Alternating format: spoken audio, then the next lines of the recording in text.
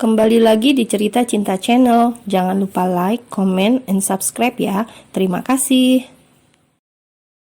Meja paling ujung restoran itu menjadi pilihan terbaik untuk kedua pria itu berbincang hal yang sepertinya serius. Pria yang menemui Marvel sengaja memilih meja yang paling jauh dari Gabby duduk, tak ingin perbincangan terdengar oleh wanita itu.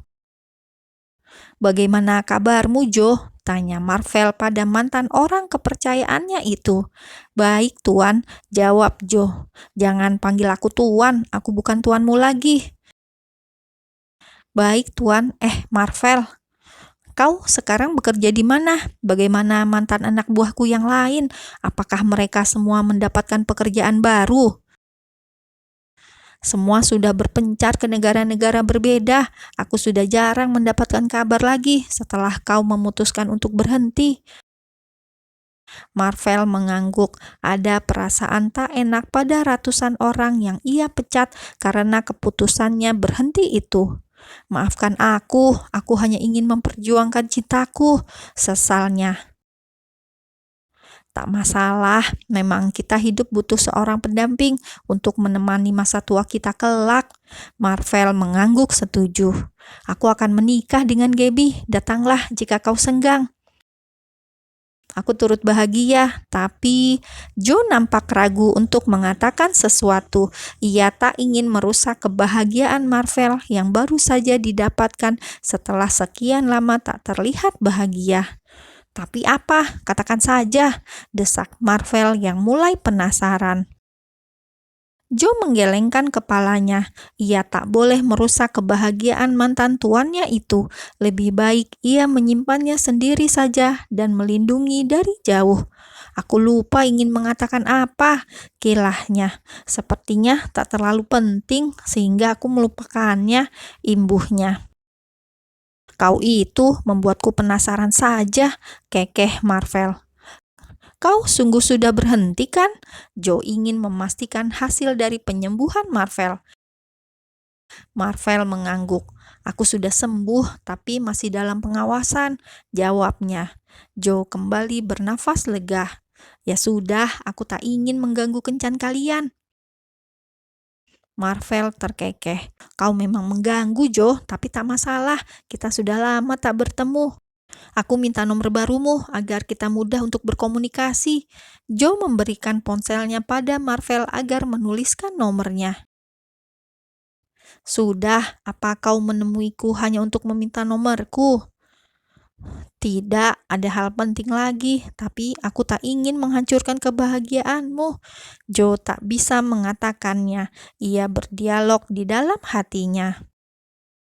"Iya, aku rindu dengan omelanmu," kelakar Joe, membuat Marvel bergidik ngeri. "Segeralah cari pasangan, agar kau itu tak menggelikan seperti itu." "Aku hanya bercanda. Aku memang merindukanmu karena sudah terbiasa bekerja denganmu, bukan merindukanmu karena aku suka denganmu." Joe meluruskan tuduhan Marvel yang berpikiran negatif tentangnya. "Jika tak ada yang ingin kau sampaikan lagi, aku mau kembali ke wanitaku." Marvel menatap penuh cinta ke arah Gabby yang belum juga memulai makan karena menunggunya. Joe mengangguk dan mempersilahkan Marvel untuk kembali. Area pemakaman yang terletak di samping danau itu menjadi destinasi selanjutnya oleh calon suami istri yang sudah mantap untuk menikah. Mama Gabby dan orang tua Marvel dimakamkan pada komplek pemakaman yang sama.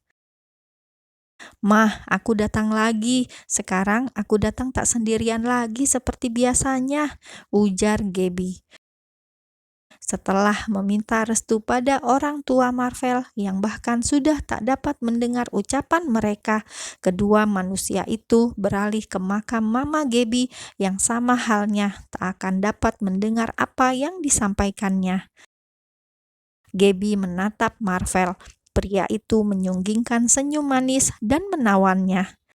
"Aku akhirnya menentukan pilihanku, Mah.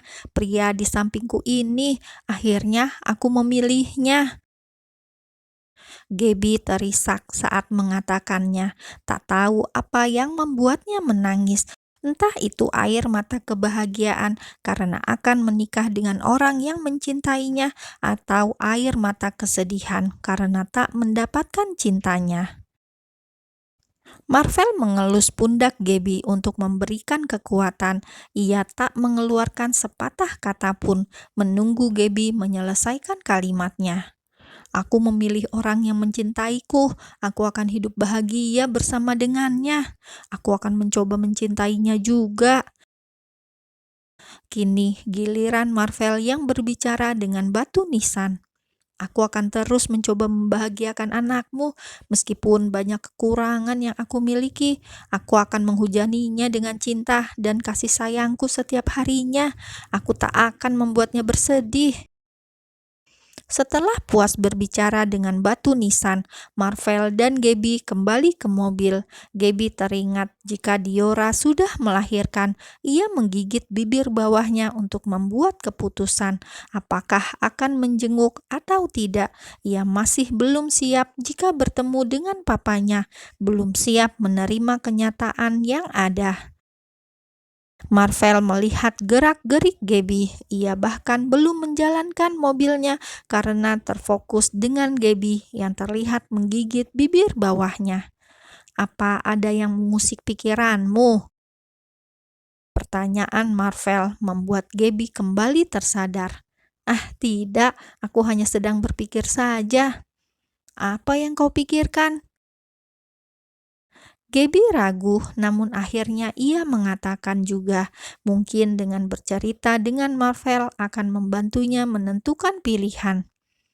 "Datang saja, sekaligus kita memberitahukan perihal pernikahan kita," cetus Marvel. Akhirnya, Gaby memutuskan untuk ke rumah sakit bersama Marvel. Mau tak mau, suka tak suka, dia memang harus menampakkan wajahnya ke depan semua orang lagi. Ditambah mereka adalah keluarga, dan juga George sudah menemukannya. "Kau masuklah dulu, aku ingin ke toilet." Marvel sudah menahan hajatnya sedari berada di pemakaman. Kali ini ia sudah tak tahan lagi.